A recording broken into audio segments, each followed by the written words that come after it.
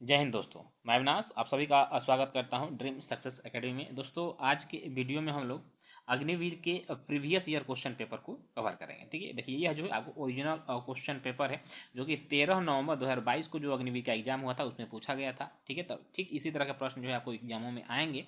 ठीक है, इस वीडियो में हम लोग 15 जीके, 15 साइंस, 15 मैथ और 5 रीजनिंग, ठीक है, टोटल 50 प्रश्नों को कवर करेंगे जो कि अग्निवीर के एग्जाम में पूछा जाता है।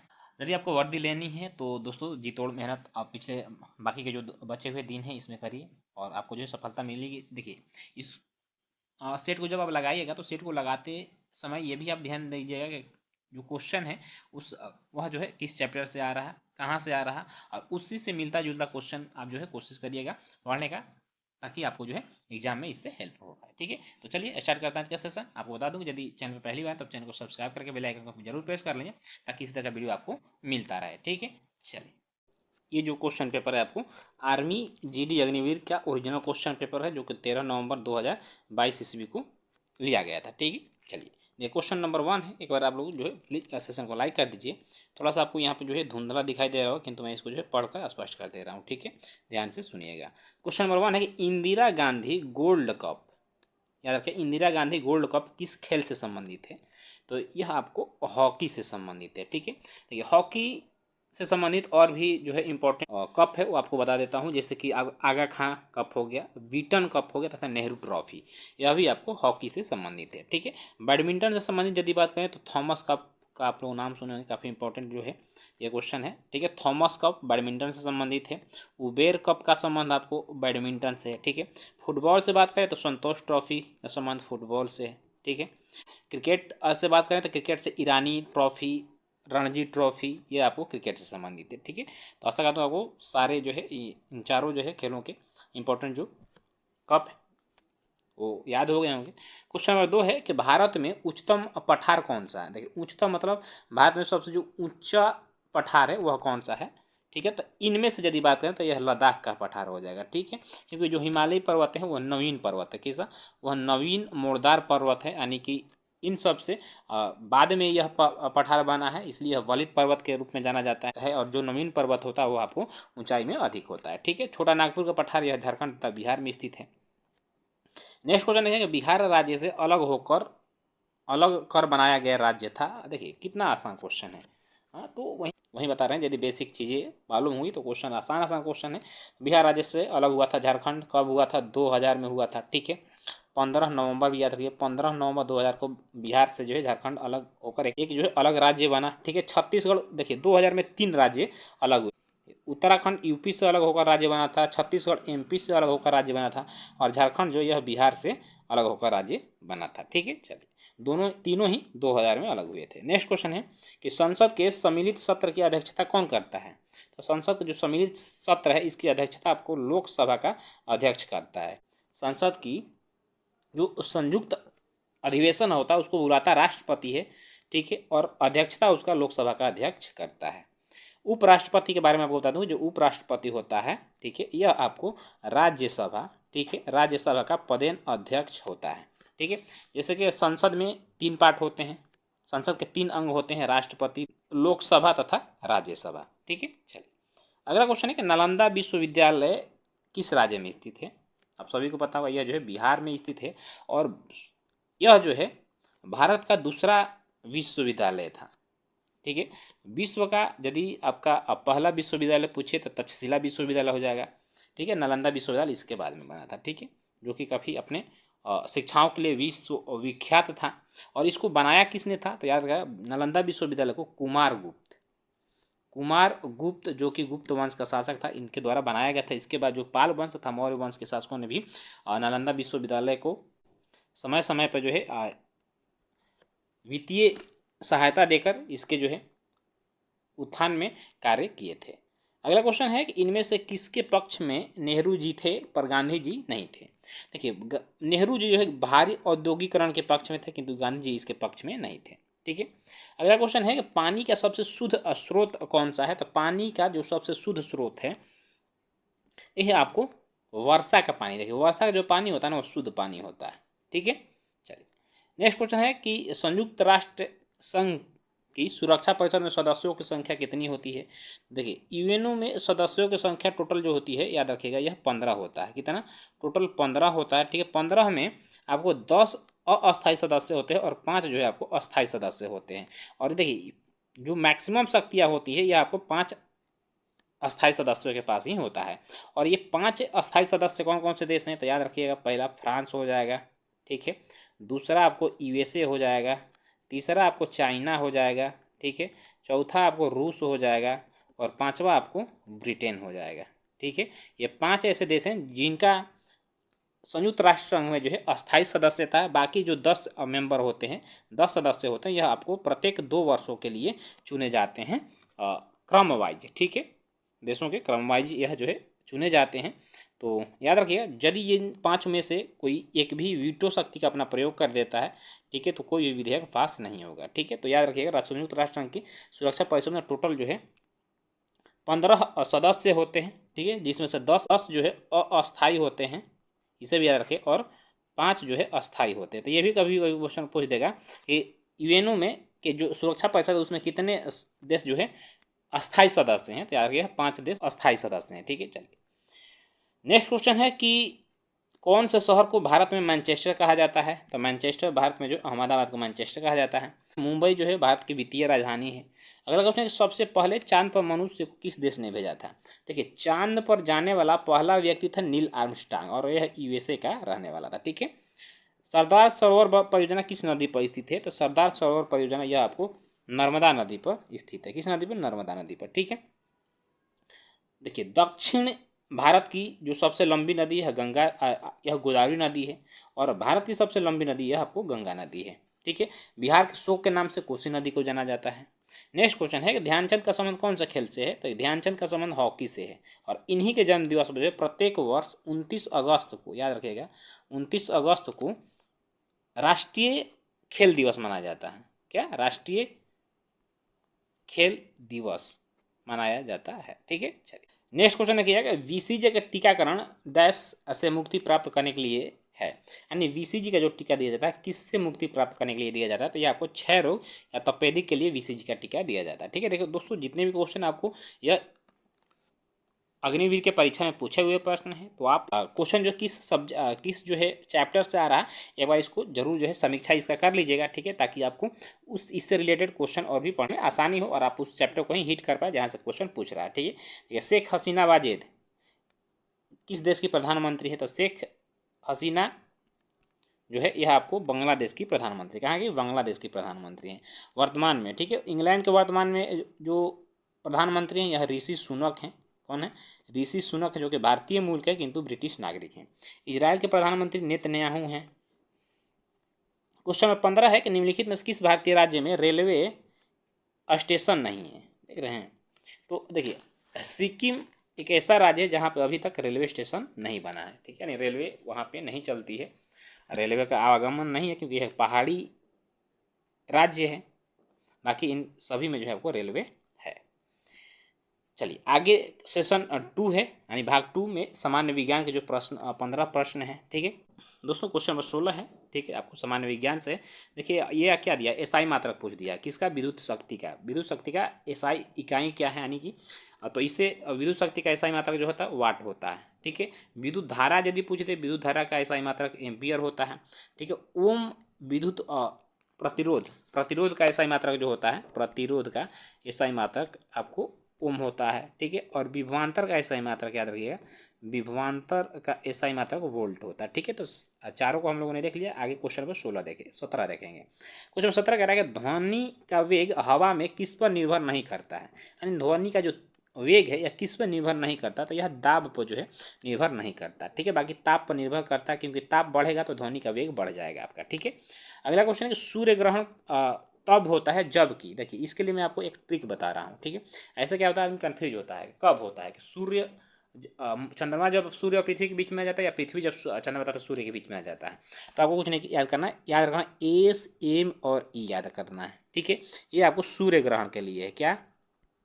सूर्य ग्रहण जब भी पूछ दे आपको तो ए से में याद रखना है। और देखिए ए से सन हो गया, एम से मून हो गया, ई से अर्थ हो गया। ठीक है, तो मून, ये मून हो गया। मून किसके बीच में है? सन एंड अर्थ, यानी कि सूर्य तथा पृथ्वी। सूर्य तथा पृथ्वी के बीच में जब चंद्रमा आ जाए, ठीक है, देखिए तो आपको सूर्य ग्रहण लगता है। कहीं ऑप्शन में है चंद्रमा जो है सूर्य और पृथ्वी के बीच में आ जाता है, ठीक है, तो ऑप्शन नंबर सी इधर राइट आंसर हो जाएगा। ठीक है, देखिए ये हो गया आपको सूर्य ग्रहण के लिए। ठीक है, किंतु यदि चंद्र ग्रहण पूछ दे आपका, चंद्र ग्रहण कब लगता है, तो इसके लिए आपको सेम याद रखना है, एस ई और एम। ठीक है, यानी कि जब अर्थ चंद्रमा तथा सूर्य के बीच में आ जाती है तो फिर आपको चंद्र ग्रहण लगता है। ठीक है, अगला क्वेश्चन देखिएगा कि पुल निर्माण के लिए किसका प्रयोग किया जाता है, तो पुल निर्माण के लिए कंक्रीट का प्रयोग किया जाता है। नेक्स्ट क्वेश्चन है एक मानव कोशिका में कितने गुणसूत्र पाए जाते हैं, तो एक मानव कोशिका में जो है आपको 46 गुणसूत्र पाए जाते हैं।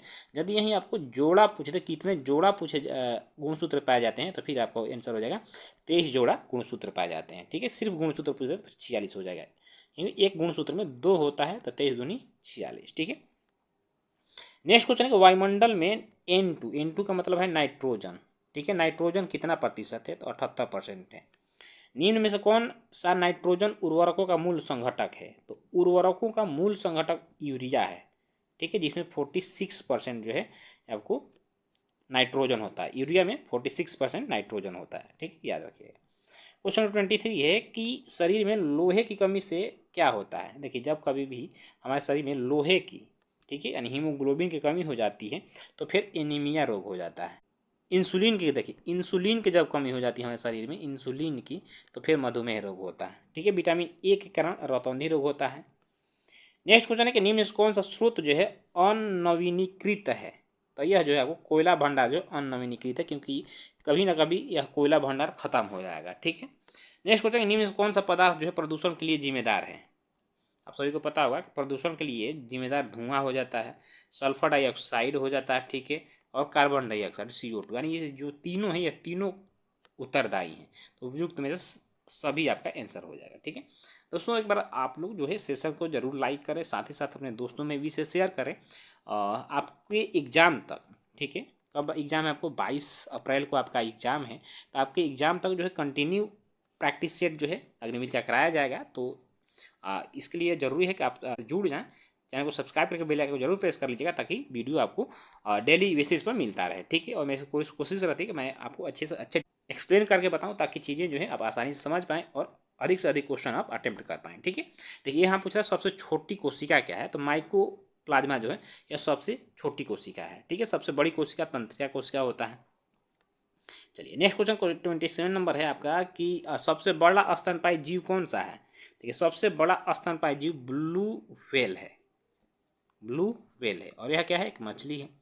डैश एक पुनः निर्माण होने वाला ऊर्जा है, तो देखिए इनमें से जो पानी है यह पुनः निर्माण होने वाला ऊर्जा है, क्योंकि देखिए पानी जब जमता है तो यह बर्फ बन जाता है, और बर्फ जब पिघलता है तो फिर यह पानी बन जाता है। ठीक है, तो ऑप्शन नंबर ए इधर राइट आंसर हो जाएगा। क्वेश्चन नंबर 29 है कि जनरेटर आप लोग देखे होंगे एक यंत्र है जो उत्पन्न करता है, क्या उत्पन्न करता है, तो जनरेटर से बिजली उत्पादित किया जाता है। ठीक है, और यह यांत्रिक ऊर्जा को विद्युत ऊर्जा में परिवर्तित कर देता है। ठीक है, देखिए क्वेश्चन नंबर 30 है, और यह जो है विज्ञान का अंतिम प्रश्न भी, भारत के सैटेलाइट लॉन्च पैड कहाँ है, तो श्रीहरिकोटा से, आप सभी को पता होगा लॉन्च जो भी सैटेलाइट लॉन्च किया जाता है वो श्रीहरिकोटा से लॉन्च किया जाता है, यह आंध्र प्रदेश में स्थित है। ठीक है, चलिए आगे देखिए 31 से लेकर 45 तक के जो प्रश्न है यह मैथ है, आसान मैथ है। ठीक है, मैं उसको थोड़ा थोड़ा हिंट देते जाऊँगा, बाकी आप बना लीजिएगा। कह रहा है यदि दो संख्याओं का गुणनफल 47, 25 और महत्तम जो है महत्तम समप्रवर्तक जो है 15 हो, तो गुणन उनका लघुत्तम समप्रवर्तक होगा। देखिए कभी भी एलसीएम जब भी आपको निकालना हो तो इसका सूत्र होता है दो संख्याओं का गुणनफल, दो संख्याओं का गुणनफल, ठीक है, बटा में एमसीएम। ठीक है, यानी महत्तम समापवर्तक। यदि एमसीएम निकालना हो तो फिर होगा दो संख्याओं का गुणनफल बाटा में एलसीएम। तो एलसीएम आपको यहाँ निकालना है, तो देखिए दो संख्या का गुणनफल कितना दिया, 47, 25। ठीक है, और देखिए बट्टा में एमसीएम में रखना, एमसीएम 15 है, तो 15 से इसे कटा दीजिएगा। ठीक है, तो आ जाएगा आपका लगभग ये 315 आ जाएगा आंसर। ठीक है, चलिए अगला क्वेश्चन देखेंगे, क्वेश्चन नंबर 32। वर्तमान में पिता और पुत्र की उम्र जो है 7:3 है। मान लीजिए यहाँ पिता का उम्र जो है 7x हो गया, और पुत्र का उम्र जो है यह आपको 3x हो गया, वर्तमान में कह रहा है। ठीक है, देखिए 10 वर्ष बाद उनकी उम्र का अनुपात 2:1 होगा। मान 10 वर्ष बाद हो रहा था, 10 जोड़ देंगे दोनों में। ठीक है, दोनों में 10 जोड़ देंगे, तो 10 वर्ष बाद दोनों का अनुपात क्या हो जाता है, 2/2:1, 2/1 लिख देंगे इसको, इतना हो जा रहा है। ठीक है, तो इसको हल करना है आपको, इसको हल कर लीजिए। 7x + 10 को मल्टीप्लाई गुणा करेंगे इसे, तो ये हो जाएगा 7x + 10 का 10 हो जाएगा। ठीक है, 10 हो जाएगा। अब देखिए, अब आपको इसको इधर से गुणा करेंगे तो 3x × 2 6x हो जाएगा और 10 दूनी 20 हो जाएगा। ठीक है, जब इधर आएगा तो ये 7x में 6x घटेगा तो x बच जाएगा, और 20 में जब 10 घटेगा तो 10 हो जाएगा। तो देखिए x का मान आ गया क्या, तो पिता के वर्तमान मूल्य पूछ रहा था, x बराबर 10 है, तो पिता का वर्तमान मूल्य कितना है, 7x है। 7x वर्तमान मूल्य है, तो 7 × x का मान कितना है, 10 है। 10 7 70 हो जाएगा। तो पिता का वर्तमान उम्र क्या हो गया आपका, 70 हो गया। पुत्र का वर्तमान उम्र क्या हो गया, 30 हो गया। ठीक है, यदि आपको इसको चेक करना है कि आपका आंसर सही है कि नहीं, तो देखिए पूछ रहा है वर्तमान में पिता और पुत्र की आयु का अनुपात, तो पिता की उम्र कितना है, 70 हो गया, पुत्र की उम्र कितना हो गया, 30 हो गया। कट गया, ये 7/3 हो गया, इसको हम 7:3 लिखेंगे, तो ये क्या हो गया, मतलब आपका आंसर सही है। ठीक है, चलिए नेक्स्ट क्वेश्चन है, देखिए सही जवाब ढूंढें आपको, ये आसान क्वेश्चन है, बना लीजिएगा इसको। ठीक है, इसका आंसर आपका 12 हो जाएगा। कैसे, 12x -1 है, जब उधर जाएगा तो प्लस होगा, तो 143 से अब +1 हो जाएगा, फिर x बराबर 143 और 144 हो जाएगा, और ये 12x है। ठीक है, जब x बराबर, फिर जब ये इधर जाएगा तो ये क्या हो जाएगा, भगे में ये कट जाएगा, तो 144 ये गुने में, तो इधर जाएगा तो 12 भगे में हो जाएगा ना, तो 144/12 हो जाएगा, फिर आपको ये 12 आंसर हो जाएगा। ठीक, चलिए अगला क्वेश्चन देखिएगा। ये देखिए क्या करें, एक समानांतर चतुर्भुज का क्षेत्रफल इतना है, 390 सेंटीमीटर स्क्वायर है, और उसकी ऊंचाई 26 सेंटीमीटर है। तो आधार ज्ञात करना है आपको। आधार क्या होगा, तो समानांतर चतुर्भुज का क्षेत्रफल सबसे पहले आप समझिए क्या होता है, जो होता है यह होता है आधार गुणे ऊंचाई। ठीक है, समानांतर चतुर्भुज का क्षेत्रफल जो होता है यह होता है आधार गुणे ऊंचाई। देखिए क्षेत्रफल दिया है 390 और आधार हमें निकालना है। ठीक है, और ऊंचाई दिया है 26। ठीक है, तो आधार बराबर क्या हो जाएगा आपका, आधार बराबर जब इधर गुने में इधर आएगा तो भागे में हो जाएगा। ठीक है, तो इसमें 390 में 26 से भाग दीजिए, कटा दीजिए इसको, लगभग ये 15 सेंटीमीटर हो जाएगा। ठीक, चलिए ये क्या है, आपको जोड़ घटाव दे दिया है, जोड़ घटाव गुणा भागा, क्या करना है आपको, इसको पहले गुणा कर लीजिए। ठीक है, तो लगभग 6 आ जाएगा, -5 ये 48 प्लस है। ठीक है, देखिए तो 48 आप 6 में 5 घटेगा, 1 हो जाएगा +1, यानी 49 हो जाएगा ये आंसर आपका 49। ठीक है, चलिए देखिए इसको हल करिए आप, x + 1, ठीक है, इंटू x² - x + 1 को सॉल्व कीजिए। तो इसको मल्टीप्लाई यदि करेंगे तो सबसे पहले हम x को इन तीनों से गुणा करें, तो x और x² गुणा करें तो x³ हो जाएगा, -x और x करिएगा तो -x² हो जाएगा, +1 और x से कीजिएगा तो फिर यह x हो जाएगा। ठीक है, चलिए आगे देखिएगा, अब +1 को हम इन तीनों से फिर से गुणा करेंगे, इससे करेंगे तो +1 और x से गुणा करेंगे तो +x² हो जाएगा, -x हो जाएगा, और ये +1 हो जाएगा, 1 × 1। ठीक है, अब देखिए -x² से +x² कट जाएगा, x से -x कट जाएगा, बचा क्या आपका x³ +1 हो जाएगा। ठीक है, देखिए क्वेश्चन नंबर 38 है कि एक डिस्क 100 रुपये है, एक डिस्क 100 रुपये में है, एक व्यापारी 3 डिस्क कुछ प्रतिशत छूट देकर 274.50 रुपये में बेचता है, छूट प्रतिशत ज्ञात करना है। देखिए कहने का मतलब एक डिस्क का दाम है 100 रुपये। ठीक है, ऐसे 3 डिस्क कोई व्यापारी जो है बेच देता है। देखिए एक डिस्क का 100 रुपये, 3 डिस्क का कितना हो जाएगा, 3 डिस्क का सीधा याद रखिएगा 300 रुपये हो जाएगा। ठीक है, अब देखिए और इसे कुछ छूट देता है तो 274 रुपया 50 पैसा में बेच देता है, तो 274 रुपया 50 पैसा में मान लें बेच देता है। यहाँ 50 हो गया तो यहाँ 0 हम बढ़ा लेंगे। देखिए कितना रुपया मतलब कि माइनस करके बेच रहा है, तो देखिए 0 5 और ये 5 और ये जो है 7 2 9, यानी 25.5 रुपये के छूट देता है। आपको बताना कि ये 25.5 रुपये जो है ये कितना परसेंट है, कितना का 300 का कितना परसेंट है, तो याद रखिए 300 का कितना परसेंट है, तो याद हम कर लेंगे यहाँ पे 300 का मान लीजिए यह x% है, परसेंट मतलब 100 होता है, बराबर कितना है 25.5। ठीक है, अब इसको हल कर लीजिए, ये काटा 10 में हटाइए, नीचे 10 हो जाएगा। ठीक है, अब यहाँ देखिए ये 100 से 2 0 से 2 0 कट गया। ठीक है, अब क्या बचा, हाँ ये 3 है, 3 से ये कट जाएगा कितने बार में, 38 के 24। ठीक है, और 1 3 8 5 15। ठीक है, 85/10 आया है आपका, क्या 85/10 आ रहा है। तो 85/10 यानी 8 पॉइंट, अब इसको भाग करिएगा तो 8 पॉइंट आपका 5%। तो कितना छूट मिला आपको? 8.5% के जो है यह छूट देकर इतना रुपये में बेच देता है। ठीक, अगला क्वेश्चन है कि एक वृत्ताकार बेलन की ऊंचाई 15 सेंटीमीटर है तथा उसके आधार की त्रिज्या 7 सेंटीमीटर है, तो उसका आयतन निकालना है। तो बेलन का आयतन क्या होता है? देखिए, बेलन का आयतन यदि निकालना है तो आयतन बराबर होता है πr²h। ठीक है, देखिए पाई का मान कितना होता है? 22/7 होता है। आर दिया हुआ है त्रिज्या 7 हो गया, तो 7² तो 7×7 हो गया। एच दिया है यानी ऊंचाई दिया है, ये आपको 15 हो गया। ठीक है, अब देखिए ये कट गया आपका, जब आप 15 7 75 और 75 यानी 105 हो गया, और 22 × 22। ठीक है, यानी 105 और 22 से गुणा करें, जब इसको हल करिएगा तो 2310 आ जाएगा आपका। आंसर 2310 इधर राइट है। ये रीजनिंग का प्रश्न और यह एक सीरीज है। देखिए ये क्या फॉलो कर रहा है? तितली का 9, 9×3 27, यानी कि सब में 3 का गुणा करते जा रहा है। 27×3 81, तो 81 में भी हम 3 से गुणा करेंगे तो 81×3 क्या हो गया? 3 और 3 का 24, 243। ठीक है, चलिए 1 से 10 के बीच की अभाज्य संख्याओं का योग है। देखिए अभाज्य संख्या कहते किसे? तो सबसे पहले समझिए, वैसी संख्या जो 1 से, ठीक है, तथा स्वयं से, 1 से तथा स्वयं के अलावा किसी और संख्या से नहीं कटे, उसे हम अभाज्य संख्या कहते हैं। और यह पूछ रहा है 1 से 10 के बीच अभाज्य संख्या का जो बताना था। सबसे पहले देखिए 1 से 10 के बीच अभाज्य संख्या कौन कौन सी है? तो पहले तो हो जाएगा आपका 2 हो जाएगा। ठीक है, 2 हो जाएगा क्योंकि 1 से भी कट रहा है, स्वयं से कट रहा है। फिर 3 हो जाएगा, 3 भी 1 से कटेगा और स्वयं से कटेगा। ठीक है, और फिर आपको 5 हो गया, फिर 7 हो गया, और इसके बाद 9 नहीं होगा, 10 नहीं होगा। तो यही 4 जो है आपको अभाज्य संख्या है। सबको जोड़ दीजिए, 3 × 2 = 5 × 10 17 हो गया आपका। ठीक है, 17 अभाज्य संख्या हो जाएगा। ठीक है, चलिए अगला क्वेश्चन है कि कितने मूलधन 3 वर्षों में 4% साधारण ब्याज की दर से 5600 रुपया हो जाएगा? ठीक है, आपको मूलधन बताना। देखिए यहाँ पे 5600 रुपया दिया है, यानी क्या? यह मिश्रधन है, यानी कि ब्याज। मिश्रधन क्या होता है? मिश्रधन में ब्याज और मूलधन, ठीक है, को जब हम जोड़ देते हैं तो यह मिश्रधन प्राप्त होता है। तो मिश्रधन के रूप में 5600 रुपये दिया हुआ है। इसको हम ऑप्शन से भी बना सकते हैं। ऑप्शन मान लीजिए कि कोई एक इनमें से ले लीजिए, मान लीजिए हम 5000 रुपये ले रहे हैं। ठीक है, मान लीजिए कि मूलधन आपका 5000 रुपये है। ठीक है, तो एसआई हमें कितना निकालना है? एसआई बराबर क्या होता है? मूलधन गुणे समय, यानी P/R/T/100 होता है। ठीक है, एसआई हमें नहीं पता है। मूलधन मान लीजिए हम लोग मान लीजिए कितना 5000 है, 5000 यहाँ पुटअप कर दीजिए। ठीक है, गुणे आपको जो है रेट कितना है? 4% है। ठीक है, रेट 4%, समय 3 वर्ष, बाटा 100 हो जाएगा। 2 0 से 2 0 कट गया, 4×3 = 12, 12, 12 × 50 गुणा करिए, कितना हो गया? 600 हो गया। ये क्या हो गया आपका?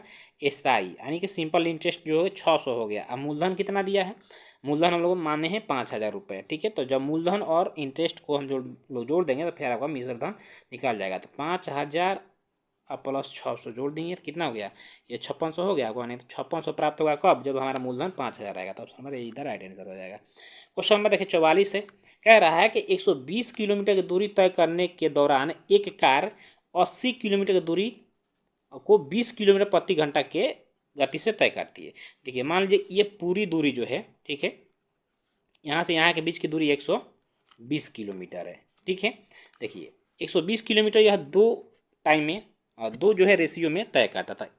जो पहला जो 80 किलोमीटर है, मान लीजिए यहाँ 80 किलोमीटर, यहाँ से यहाँ की दूरी क्या होगी? 80 किलोमीटर। पहला 80 किलोमीटर की जो दूरी है यह 20 किलोमीटर प्रति घंटा की गति से तय करता है। तो 20 किलोमीटर प्रति घंटा के गति से तय करता है, तो इसका निकालना है। ठीक है, समय निकालना है। तो समय बराबर क्या होता है? समय दूरी बटा चाल होता है। तो दूरी पहला हो गया 80 किलोमीटर, चाल है 20 किलोमीटर, तो 20 से भागा, दूरी बटा चाल हो गया। आपको ये क्या हो गया? समय निकल गया 4 घंटा। ठीक है, यानी 4 घंटा में यह तय करता है। इसके बाद निकालिए, देखिए दूसरी जो दूरी है, देखिए जब हम 80 किलोमीटर दूरी तय कर लिए, टोटल हमारा था ये 120 किलोमीटर। ठीक है, 80 तय कर लिए तो बचा कितना? 120 में 80 जब घटा दीजिएगा तो बचा 40 किलोमीटर। बाकी जो 40 किलोमीटर की दूरी है वह 40 किलोमीटर प्रति घंटा के हिसाब से तय कर रहा है। तो पहला तो हमको निकल गया 4 घंटा निकल गया। ठीक है, तो बाकी की दूरी 40 किलोमीटर पर घंटा के, तो 1 घंटा में तय कर लेगा। 40 दूरी है और 40/4, यानी 1 घंटा में यह दूरी। टोटल समय आपका हो गया यहाँ पे 5 आवर्स। ठीक है, 5 आवर्स, 5 आवर्स में पूरी जो है यह दूरी तय कर लेता है। ठीक है, तो अब हमें बताना है कि पूरी यात्रा के दौरान औसत गति क्या है। तो ये तो अलग अलग डिफरेंट था। ठीक है, तो पूरी यात्रा 120 किलोमीटर का है, यह 5 घंटे में तय कर लेता है। ठीक है, तो औसत गति हमें बताना है, तो 5 से भाग दे दीजिए, यह 24 बार में कट जाएगा। ठीक है, यानी 24 किलोमीटर प्रति आवर, 24 किलोमीटर प्रति आवर जो है इसका औसत गति है। ठीक, चलिए अगला क्वेश्चन देखिएगा कि पेट्रोल कह रहा है, पेट्रोल की कीमत में 5 रुपये प्रति लीटर की वृद्धि होने से 1320 रुपये खर्च पड़ने पर 2 लीटर पेट्रोल कम मिलता है, तो पेट्रोल की बढ़ती हुई कीमत क्या है। देखिए इसको भी हम ऑप्शन से बना सकते हैं आसान तरीके से। देखिए मान लीजिए कि हमारा पेट्रोल का जो वर्तमान कीमत है, बढ़ी हुई कीमत, यह है 60 रुपये। ठीक है, देखिए जब हम 60 रुपये प्रति लीटर है तो 1320 रुपये हम खर्च करेंगे।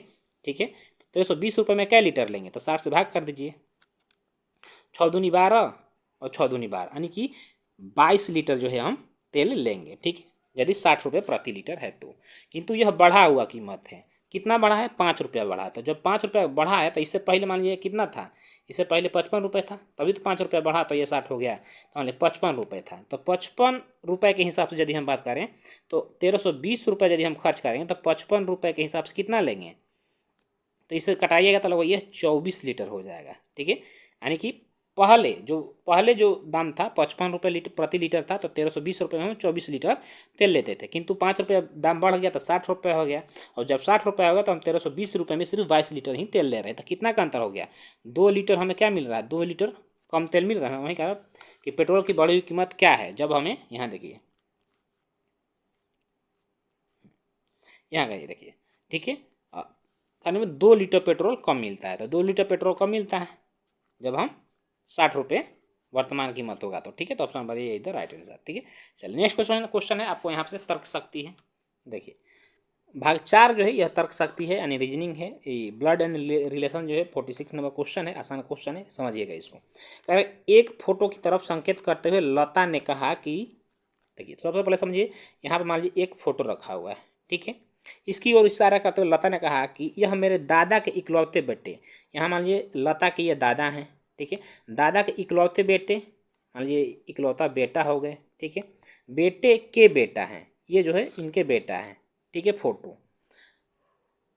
तो बेटा हैं, तो देखिए मान लीजिए ये लता, यहाँ पर लता है। ठीक है, लता ये फोटो को दिखाती है, इशारा करते कहते हैं ये मेरे दादा हैं, ऊपर हो गए। फिर उनके बेटा, मतलब लता के इकलौते बेटे हैं, तो यह लता के पिताजी हो गए कि यह बेटा है, यह भी क्या है, बेटा है। पोता यानी अरुण का बेटा हो गया। ठीक है, पोते, ठीक, देखिए अरुण का जो बेटा हुआ उसके माँ का पोता हो गया। कि पत्नी है, ये पत्नी है, कौन सी, एक लड़की जो है, इधर इशारा किया, तो बेटा की पत्नी क्या हो गई, बेटा की पत्नी पतोहू हो गई।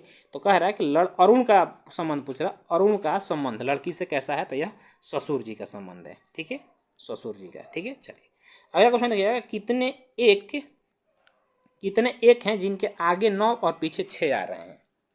ये शब्द है, ये आपको इतना जो संख्या दिया हुआ इसमें से आपको बताना है कि ये ऐसे कितने एक हैं जिनके आगे 9 है। तो मान लीजिए एक हो गया जिनके आगे 9 है और पीछे जो है 6 है। ठीक है, तो ऐसी संख्या को आप ज्ञात करना है। देखिए 1 8 9 6, देखिए एक है, एक के आगे क्या हो गया आपको 9 है और पीछे 6 हो गया, यानी एक हो गया, एक आगे बढ़िए, एक है, एक के आगे 9 है, पीछे 6 है, पीछे 2 दिया हुआ, तो ये तो नहीं हो जाएगा। ठीक है, फिर देखिए, फिर यहाँ पर एक है, आगे 9 है और पीछे 6 है, तो यहाँ एक संख्या मिल गया हमें, तो एक और एक, 2 संख्या मिल गया ना, कितने, 2 इज द राइट आंसर। ठीक है, आपको ऐसे याद नहीं करना, ऐसा नहीं काउंट करना, तो सीधे आपको याद करना है 916 कहाँ कहाँ आ रहा है। देखिए 916 जो है, एक के आगे 6 9 और पीछे 6, यानी 916 संख्या बन गया। 916 ढूंढिए, 916 देखिए यहाँ एक बार बन रहा है, एक यहाँ बन रहा है 916, और कहीं बन रहा है, ये नहीं बन रहा, और एक यहाँ बन रहा है 916। ठीक है, तो ये 2 जो संख्याएं हैं ऐसी संख्याएं बन रही हैं। ठीक है, चलिए नेक्स्ट क्वेश्चन है, निम्नलिखित प्रश्न दिए गए हैं, विकल्पों में से विषम शब्द चुनिए। इनमें से जो है विषम आपका चांदी, तांबा, सोना और पारा। पारा में पारा विषम हो जाए, क्योंकि पारा क्या है, यह आपको द्रव अवस्था में होता है, द्रव्य अवस्था में होता है, जबकि तांबा, सोना और चांदी जो है यह आपको ठोस अवस्था में पाया जाता है। ठीक है, चलिए आगे देखिए, क्वेश्चन नंबर 50 है कि दी हुई श्रेणी को देखिए। ठीक है, और बताना है कि अगला श्रेणी क्या होगा। ठीक है, इसमें क्या कर रही है, यहाँ से उठाइए, 17 में 7 जोड़ दी, 17 में 7 जोड़ दिया, 24 में 7 जोड़ दिया, क्या हो गया 31 हो गया। ठीक है, ठीक है। उसी तरह से 22 में कितना जोड़ रहा है, 22 में 7 जोड़ दिया 29। ठीक है, तो यहाँ जो संख्या आ गई उसमें 7 जोड़ दीजिएगा तो आपको 22 आनी चाहिए। और यदि हम 15 में देखिए, 15 में 7 जोड़ेंगे तो क्या आ जाएगा, 15 7 22, तो ऑप्शन नंबर ये इधर राइट आंसर हो जाएगा। ठीक, तो दोस्तों इस तरह से जो 50 प्रश्नों के टोटल आपका जो प्रीवियस ईयर क्वेश्चन पेपर था हम लोगों ने देख लिया। तो आज का सेशन जो है आपको कैसा लगा कमेंट करके आप हमें जरूर बताइएगा। अच्छा लगा तो अपने दोस्तों में से जरूर शेयर करिएगा और इसी आधार पर आप अपने स्टडी को कंटिन्यू रखिए। ठीक है, इसके बाद मैं आप लोगों को जो है सब्जेक्ट वाइज क्वेश्चन कराऊंगा अग्निवीर के लिए। ठीक है, आपके जो है सिलेबस पे जो कि आधारित होगा। तो चलिए फिर मिलेंगे इसके नेक्स्ट एपिसोड में। आशा करता हूँ आपको पसंद आया होगा। चैनल पहली बार चैनल को सब्सक्राइब कर बेल आइकन जरूर प्रेस कर लीजिए। एपिसोड में जय हिंद, वंदे मातरम।